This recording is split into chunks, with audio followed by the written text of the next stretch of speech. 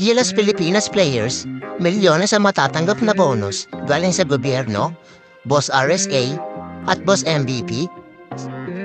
Mikey Williams, malabo na nga bang bumalik sa TNT? Netong nakaraang press conference ng Gilas ay binanggit nga ni team manager Al Francis Chua na may 2 players na kasama dapat sa final roster. Hindi naman directly pinangalanan ng mga players, pero sinabi ng Gilas officials na nanghingi daw sila ng malaking pera kapalit ng paglalaro para sa Gilas. Maraming mga speculations at haka-haka ng Pinoy fans na ang isa daw sa mga players na nag-demand ay ang TNT guard na si Mikey Williams.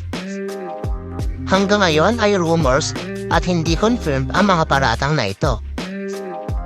If ever man totoo ang balita, hindi rin ito ang unang beses na nagkaroon ng issue pagdating sa pera si Williams.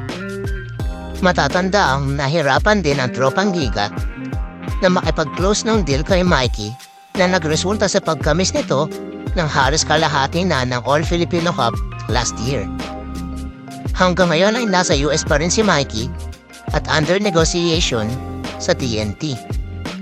Minaximize nito ang kanyang clause sa kanyang current contract na kung saan dahil sa napag-champion niya ang tropa noong nakaraang Governor's Cup, pwede siyang mag-renegotiate.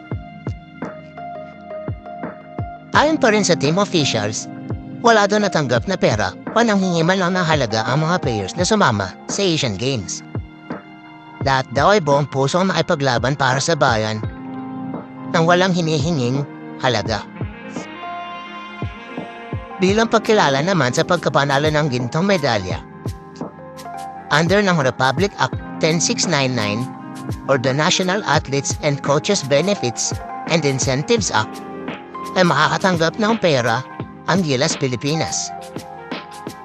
Para sa team sports na mayroong more than 5 athletes na nakakuha ng ginto, makaka-receive sila ng 25% ng 2 milyong piso kada isa mula sa gobyerno.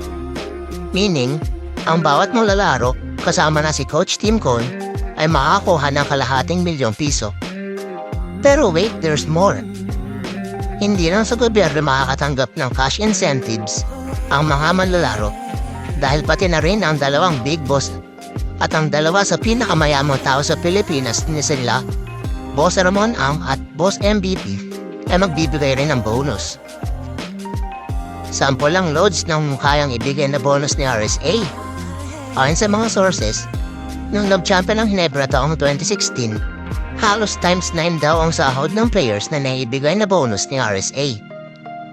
Sabi naman ni Scottie Thompson ay kayang makabili nito ng 3 o 4 pang franchise na kanyang business na barbershop. Pagdating naman kay Boss MVP, isipin na lang natin na kayang-kaya niyang magbayad ng USD 1 million para sa Gilas stint ni Clarkson noong nakaraang World Cup. Kaya naman for sure, malaki-laki din ang bonus na matatanggap ng Gilas mula dito.